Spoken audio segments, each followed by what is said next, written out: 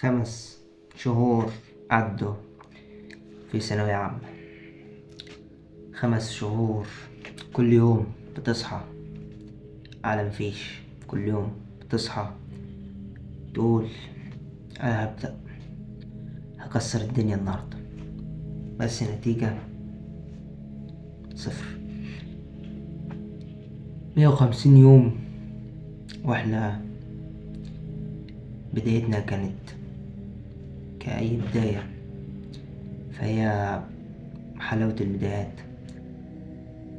من شهر 8 بالظبط كانت بداية جميلة. كنا شايفين لا ثانوية عامة حلوة، بس ما كناش عارفين اللي جاي. كناش عارفين الضغط، كناش عارفين المقارنة، كناش عارفين الحقد، ما كناش عارفين الدوشة، ما كناش عارفين التعب النفسي، ما كناش عارفين الإرهاق، ما كناش عارفين التسويف، ما كناش عارفين التسويف، ما كناش عارفين النفسية بتتعب ازاي، ما كناش عارفين ان المنهج مش صعب، ما كناش عارفين ان صعوبة السنة دي في هي الاستمرارية.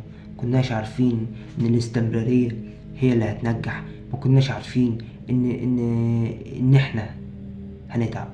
5 شهور وانت مش عارف حلمك ومش عايز توصل لحلمك. 5 شهور وانت شايف حلمك بيضيع قدامك وسايبه. 5 شهور وانت زي ما انت. جه الوقت انك تفوق، جه الوقت انك تتعب، جه الوقت انك تصحى من الغيبوبة. السلام عليكم.